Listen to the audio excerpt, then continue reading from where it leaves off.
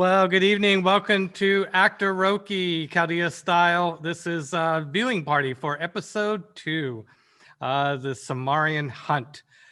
We have Actoroke cycle here. Tonight's viewing party is the movie that we have edited together from last week's acting performances. And those acting performances were from a screenplay adaptation of an RPG session a week before that. That is our Actoroke cycle. We play an RPG, we film it, we do it live, we write a script, and then we cast the roles, and then bring in the actors to perform it. And then we edit that together to what you're going to see tonight. So this wraps up episode 2 of our 6-episode season 1 situation. And so we're very, very excited to show this movie to you. It's been, I've had a lot of fun editing this over the past week. We stream every Thursday night, 6 p.m. here at Pacific time on Gilding Light. And we, all of our episodes are uploaded to YouTube the next day. So if you miss any of our past content, want to check it out, go to youtube.com/worldofchaldea. We are also active on Twitter and Facebook and Instagram. So be sure and find us there and like, subscribe, share. You can overshare if you want. That's okay in Chaldea. We don't mind. And also we have our website, www.worldofchaldea.com. There you can find maps and scripts and Chaldeapedia, on also our primary storyline films, which are all there and on YouTube. So thank you for joining us, and let's watch the movie. All right, we got it queued up. Marcus, can we go do that?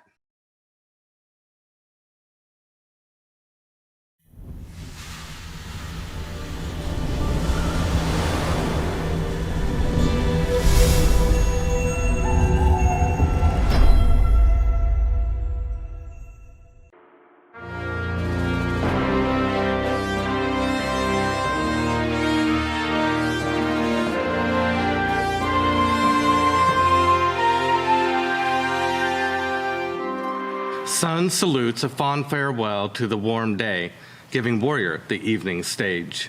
Shoppers, heavily burdened with packages, quickly vacate the market district, leaving our heroes alone on the now silent streets. Augie verifies everyone is present and accounted for. We have prepared a special dinner in your honor. Come, follow. Augie leads the companions through the darkening streets. The noise of the marketplace is now replaced with the noise of preparation for the coming nightlife. Torgrim, is that you? Torgrim squints, craning his neck skyward to the voice and to a torchlit balcony where he spots Soraka Cloudforge, dwarven princess, aristocrat, heir to Clan Cloudforge, and Torgrim's favorite first cousin. Wait there! Dare he wait? Torgrim considers running, but then the doors to the inn burst wide open. Torgrim! Soraka closes the distance with thundering footfalls and gathers him in a vicious hug. Oh, fuck, beard girl. You're looking fine. Behind her trudge 5 axe-bearers of the dwarven host, clad in mithril plate, led by High Commander Zahurg, and clearly not pleased to see their princess hugging a clan outcast. It's been so long. 2 decades by my recollection. Oh, it's high time then. We had a drink. Busy? Sure, I could use a frothy. Augie motions to Tefray to keep a watchful eye. Don't be too long, Torgrim. Augie and the others leave Torgrim to his reunion. Soraka leads Torgrim to a small stone keep neighboring the casino, the oldest structure in Graver's Dig. More axe-bearers stand guard, warding off vagrants and graver undesirables. Baldor's balls, Soraka. What were you doing in this shithole? Guards stomp feet and axe loudly as she enters the foyer. On a mission. A mission? She mounts wide, sweeping stairs, leading to a mezzanine. Soraka motions the servants who quickly dart off to bring pitchers of ale and food delicacies. Torgrim's eyes float off the vast wealth festooned on Soraka and about the luxurious surroundings. Well, I can see you're slumming as usual. She hands Torgrim a stein of frothy ale. It's sad to see how far you've fallen. I nicknamed it freedom. I do what I want, how I want, and when I want. I'm sad, not just for me, but for the clan. The spirit we lost. Don't be sad on my account. I love my life. Well, if you ever wanted to come back. Well, if the clan took more decisive action instead of just needless talk, by Himdall's hairy ass, I'd be there, swinging a sword. Well, there might be legal ways, but you might have to improve this monster a bit. My beard? This is a magnificent work of art. She giggles, patting his silky, smooth, bald head. Our clan owns Graver's Gate, or where it sits. The land? An investment. Buy, lease, land management, that kind of thing. Sounds boring. We eked out a profit for a while, before Emperor Cordava, before he exiled our tenant off-world. Rough negotiator. Brigthwina, the person who runs the place, know her? She calls herself the Mistress of the Hunt, Fomorian Celt. Sounds like a savage ride. Don't be fooled. She's a sower of chaos and destruction. Now that the Emperor's dead, she's returned. Oh, I'm sure you give a shit what she sows. Not as long as she pays the rent. I'm here to remind her. Clan contracts are binding. Soraka ruminates about Saratov, their hometown, and also the imperial capital of Chaldea, and politics of the day, especially the momentous news about the emperor's death and the Drazdar chaos that followed. The servants bring in more frothy ale and dinner and more frothy ale, and for the next few hours, Soraka tries to convince Torgrim to come home. The Granada Palace, Rahat's dream chamber. Rahat sits at a table alone, its smoky gray surface covered with fate cards. She twirls her index finger, an elongated claw, twirling the cards in telekinetic circles. Prodigal flips. She picks it up and examines it closely. Razine drifts quietly in on a smoky dream. Malika. Rahat sighs, dismissing the cards with a wave. Ugh. Darn irritating century. I often think it might be less stressing to sleep for an eon. Huh. Wait and see how the next god sleeps the place. Huh. Awake or sleep, I serve at your pleasure, Malika. Beauty sleep can wait. First, I need you to go to Somaria. Put a physical eye on that group I just sent there. Trouble? They've gone missing. How? Brigthwina. It's Somaria. Who hunts the hunters? Find them, right that ship, and get them on task. As you command, Malika. Rahat's magic transports Razine across Chaldea on tendrils of smoke. A black column of smoke touches down like a tornado on Ogo's stone bridge in Graver's Dig. The smoke clears, revealing Razine. He glances casually skyward at Warrior before disappearing into the night. Augie escorts the barbarian companions to the field, a flat piece of barren earth organized indiscriminately into campsites, with fire pits and minimal essentials. The Somarrian Hunt attracts all walks of life, not just thrill-seeking gravers, but also hunters, fur trappers, and animals, horses, mules, camels, elephants, dogs, all of which combine to create a pungent barnyard fragrance. Morning sun sneaks up very quickly. Best we get food and rest. The field is a cacophony of revelry and obnoxious behavior, with people eating and drinking, dwarves singing, lovers screaming at each other, and two men brawling over a drunken dispute. Rude. Humans, am I right? I am beginning to see why you do not like my kind. Honestly, I do not favor them myself in this moment, either. Augie spreads his arms wide and bows graciously. Dinner is served. 4 young guides scurry forward to relieve Armando, Claw, Calcimere, and Pansy of their possessions. Please enjoy. Mwah. Arishan cuisine. The food arrayed consists of grilled goat meat, dates, and wild rice wrapped in green broadleaf. Each are handed bowls of delicious tropical fruit. The famished companions eagerly accept and sit, quietly eating. Claw observes the field. Quiet is the new loud. The bombastic revelry washes over them as people eat and drink and talk with obnoxious outdoor voices. We should save some food for Torgrim. Armando digs into Torgrim's fruit bowl. The food eaten first lasts longest in Armando. A couple of streakers run right through the middle of their camp, putting an exclamation point to the meal. Wonderful. The field is cheaper and more adventurous. I think I will rough it as well.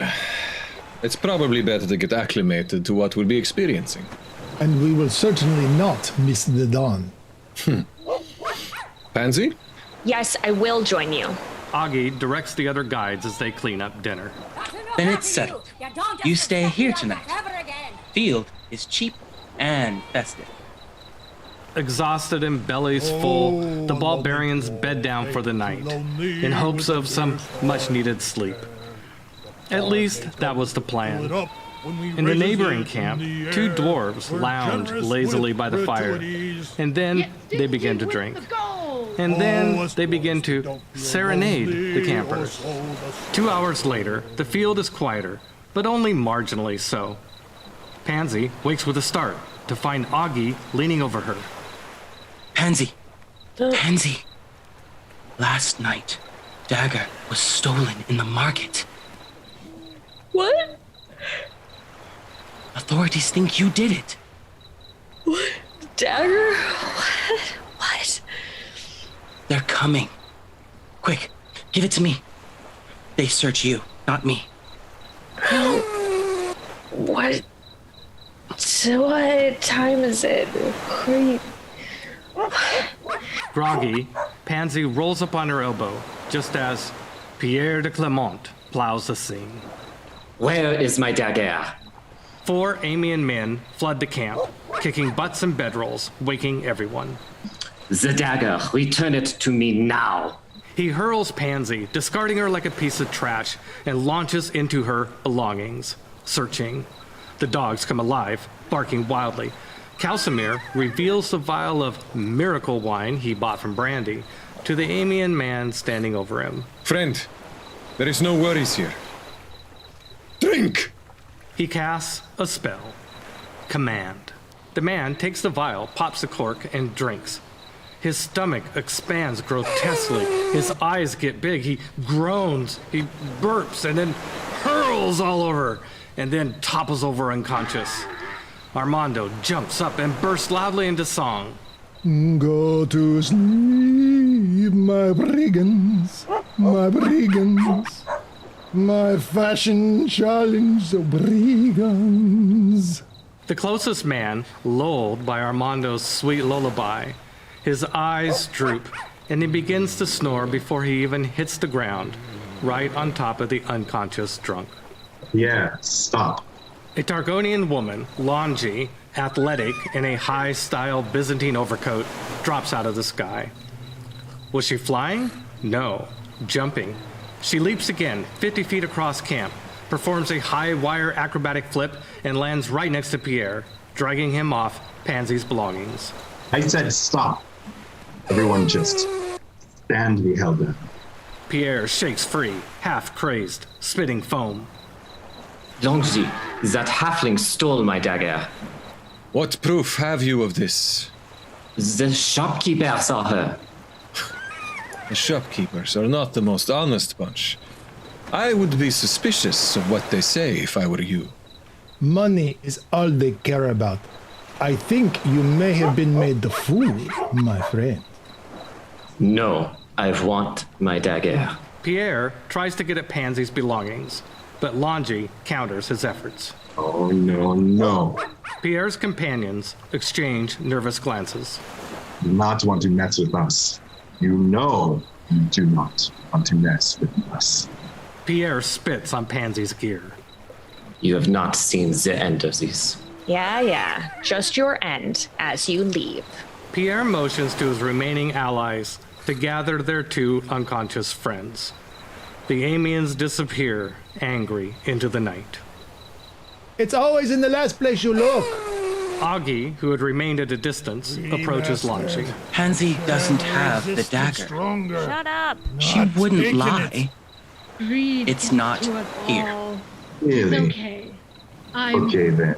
You should be home. Longi escorts a crestfallen Augie away from camp as Torgrim returns.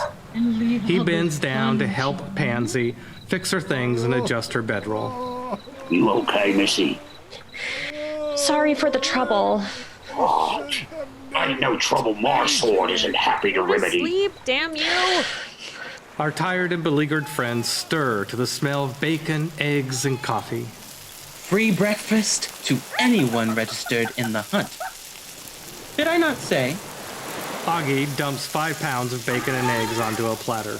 When advertising field accommodations in the future, friends, the field might be free, but there is no sleep to be had. Pansy and Calcimere gather around for morning chow. Thank you, Augie. You deserve better than just a tip. She hands Augie 10 torts and casino chips, as does Calcimere. I count my blessings. Augie hands Calcimere a map. A map of the hunting grounds. Memorize it and don't get lost. Thank you. What do we owe you? Have a successful hunt. Return to me safe and sound so I can make more money. The hunting lodge is a hulking log longhouse decorated with wild animal remains, mounted heads, antlers, skulls, skeletons, rugs, and pelts. The energy at this early morning hour is abuzz with frenetic energy as dozens of people scurry around getting ready for the next Somarrian Hunt. Beyond the hunting lodge, on a vast traffic-beaten prairie, stands a series of ornate Celtic carved hitching posts. The barbarians wade onto the field. We're over here at the Eagle. Augie leads them over to a hitching post carved into the likeness of a large eagle. Hunting parties, eager for the tournament, gather with hunting gear, mounts, pack animals at their assigned posts. The Death Knights, the most famous of the hunting parties, are heavily armored knights in plate, on destriers with swords, shield, and lance. The Flying Circus are 5 halflings on giant bumblebees. They sit casually astride their bees, smoking weed and devouring pastries. The Badgers, their nearby neighbors from last night, bona fide hunters and trappers. They own pack mules, camels, and a miniature pygmy elephant that are heavily laden with traps and nets. The 2 dwarves from the previous evening are passed out and lashed like so much luggage to the side of the mules. Pierre de Clement, in field plate, sits on a horse also in barding with his 4 foppish companions. A mysterious something or another is going on at the last hitching post. A referee converses with someone momentarily, and then he fades away. Invisible? A hunting official approaches the party.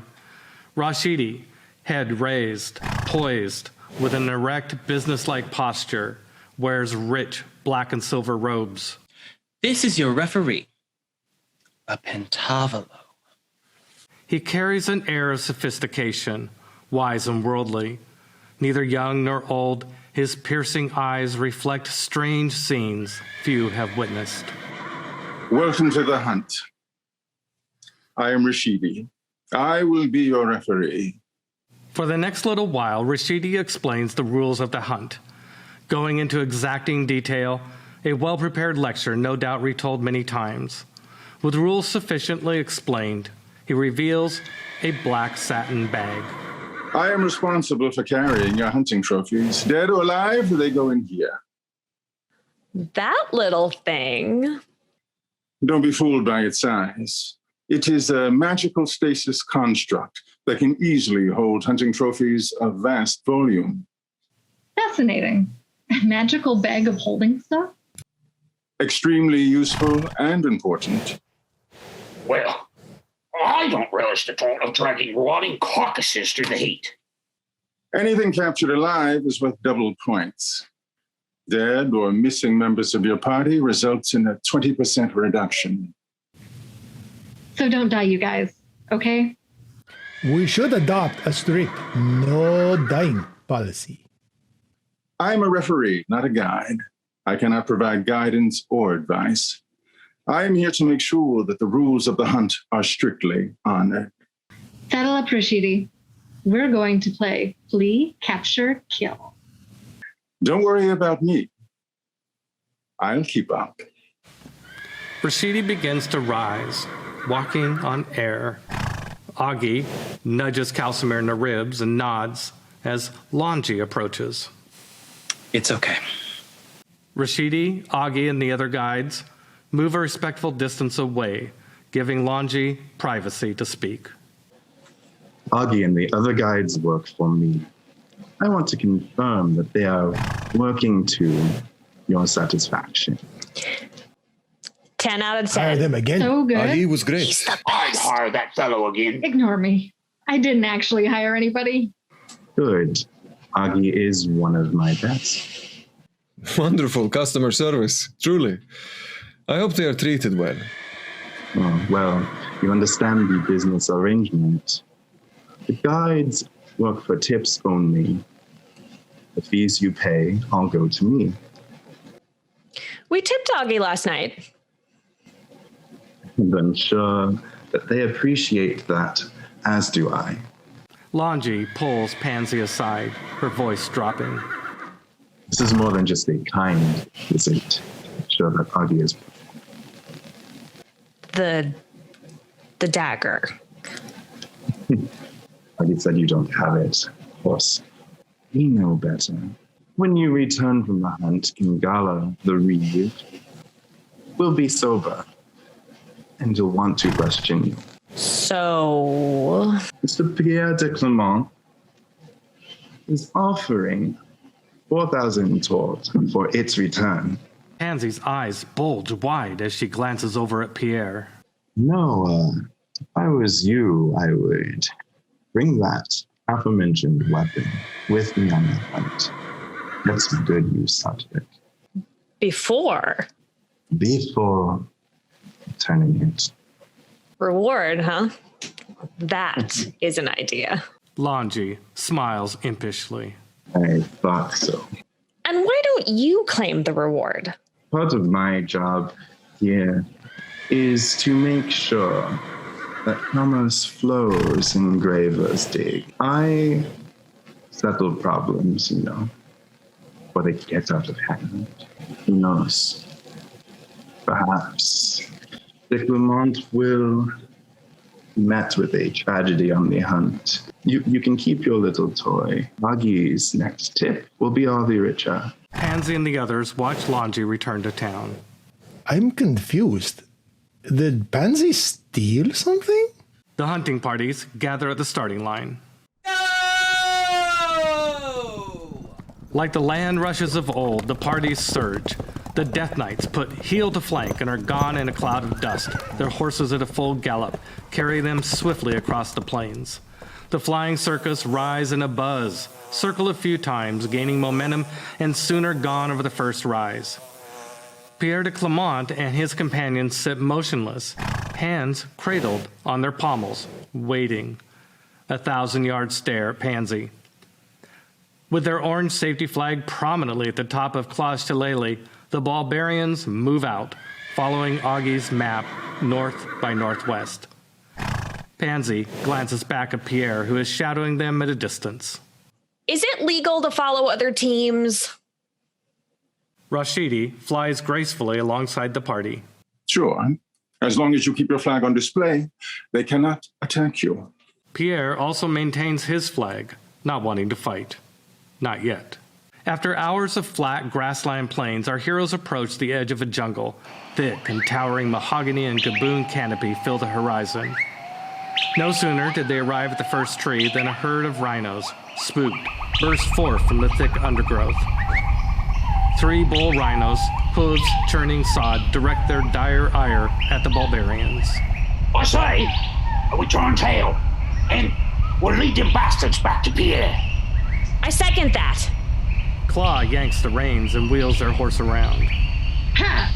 Motion carry.